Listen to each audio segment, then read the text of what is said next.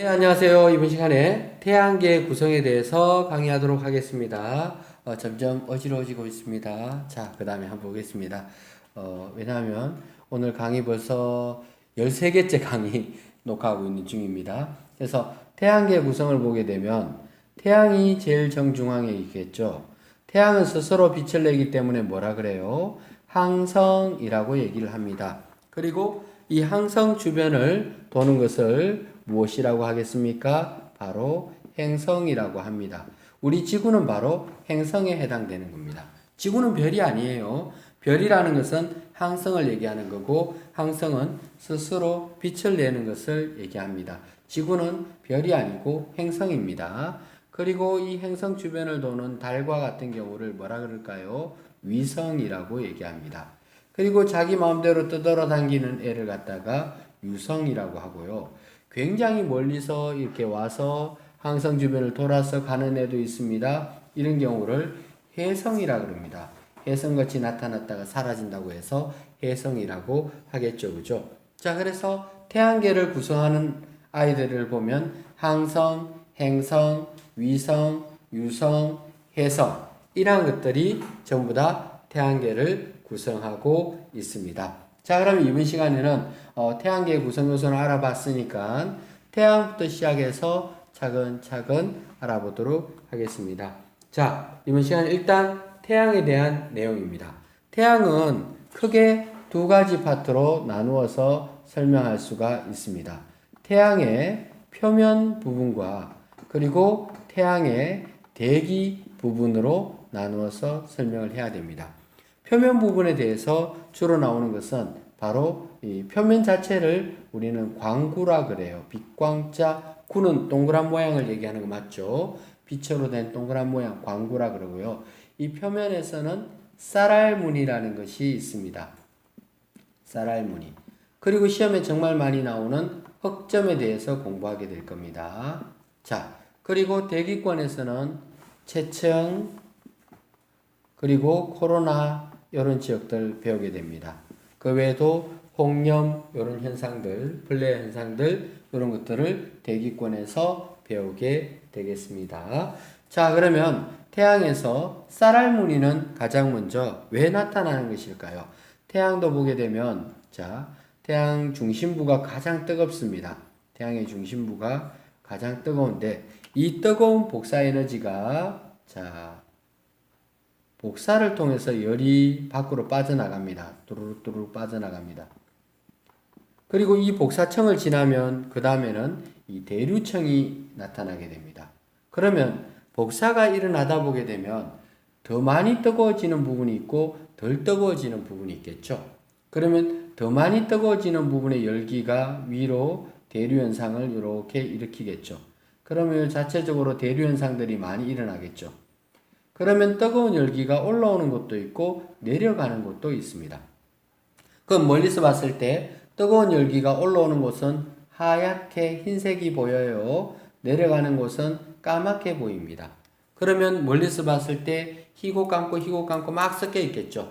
이것이 꼭 우리 눈에는 쌀알을 흩어놓은 듯한 느낌으로 쌀알 부분이 하얗고 쌀알과 쌀알 사이에 있는 여백이 까맣거든요. 그죠? 그래서 이거를 무슨 무늬라 그런다? 쌀알 무늬라 그럽니다. 그래서 쌀알 무늬가 일어나는 이유는 태양 내에서 열 대류 현상이 일어나기 때문에 쌀알 무늬가 가능하다라고 보시면 되겠습니다. 그리고 이제 표면에서 이 흑점에 대해서 배워볼 텐데요. 흑점은 태양의 활동이 굉장히 활발할 때 일어납니다. 자, 밑에서 올라오는 열기들이 활발하다 보니까 자, 밑에서 어떤 뜨거운 복사 에너지가 올라옵니다. 근데 어떤 부분에서 복사 에너지가 올라오는 것을 막아버리는 어떤 공간이 생겨요.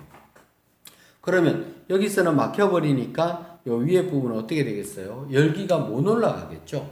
그러다 보면 그 위에 부분은 시커멓게 바뀌게 되거든요. 그래서 그 시커먼 부분은 뜨거운 열기를 다른 지역에 비해서 적게 받았기 때문에 온도도 한 2000도 정도가 낮습니다. 태양의 표면 온도가 6000도씨 정도 되는데요. 2000도 낮아지게 되면 대략 4000도씨 정도가 된다라고 보시면 되겠습니다. 그래서 흑점의 온도는 4000도입니다.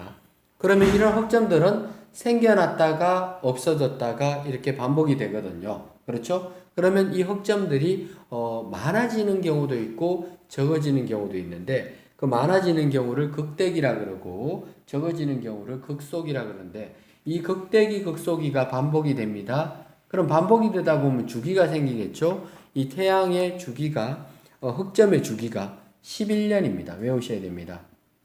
자, 흑점이 많아졌다가 적어졌다가 다시 많아지는 데 걸리는 시간은 약 11년 주기로 증감한다라고 보시면 되겠습니다. 자, 그리고 이 태양의 흑점 덕분에 흑점이 이동하는데요. 태양의 적도 부분의 흑점과 극 부분의 흑점이 있는데 극 부분의 흑점이 이동 속도가 더 느립니다. 왜? 태양은 표면이 기체로 되어 있기 때문에 지구처럼 딱딱하면 자전을 하더라도 똑같이 하겠죠. 그런데 기체 상태로 되어 있기 때문에 빨리 도는 지역과 느리게 도는 지역으로 나눠집니다. 그래서 적도 쪽이 속도가 더 빠릅니다. 한 바퀴 도는데 한 25일 전후로 걸리는 반면에 극으로 갈수록 한 30일, 31일 이렇게 걸립니다. 차이가 많이 나는 거죠. 어쨌든 태양도 흑점이 이동하는 걸 통해서 자전한다는 것을 알 수가 있습니다. 왜냐하면 표면이 전부 기체고 불이다 보면 어디가 어딘지 모르거든요. 근데 시커먼 점들이 보이니까 그 점들이 움직이는 모습을 통해서 태양도 자전을 하는구나. 그러면 흑점의 이동 방향은 동에서 서로 이동하고 그래서 태양의 자전은 서에서 동이라고 정의를 내립니다. 이 서에서 동은 반시계 방향이니까 서에서 동이라고 정의를 내린 것이고요. 동에서 서는 뭐예요, 선생님? 똑같은 방향이구만. 왜 이렇게 얘기를 하느냐 하면 우리 지구에서 관찰하면 이쪽이 동쪽이고 이쪽이 서쪽이기 때문에 그렇습니다. 자, 한번 생각해 보세요. 선생님이 어떤 사람하고 마주 앉아 있습니다. 나는 왼손에서 오른손이지만 그렇죠? 상대편은 오른손에서 왼손이 될 수 있죠. 중간에서 지나가면. 그래서 원리가 그렇다라고 보시면 되겠습니다. 그럼 시험에서는 흑점의 이동 방향은 동에서 서라고 하셔야 됩니다. 그리고 지구의 자전은 서에서, 지구가 아니에요. 태양의 자전은 서에서 동이다라고 보시면 되겠습니다. 자, 선생님이 막 오락가락하죠. 13강째 강의를 하다 보니까 오락가락합니다. 그죠? 자, 그래서 흑점 파트 정말 중요하다 그랬습니다. 흑점은 정감 주기가 11년이라고 했고 흑점은 지구에서 봤을 때 동에서 서로 움직이고 이를 통해서 태양이 서에서 동으로 자전하는 모습을 알 수 있고 온도는 4000도 정도 된다라고 이야기하였습니다. 또 흑점이 많을수록 태양의 활동이 활발하게 일어난다는 것을 알 수가 있습니다.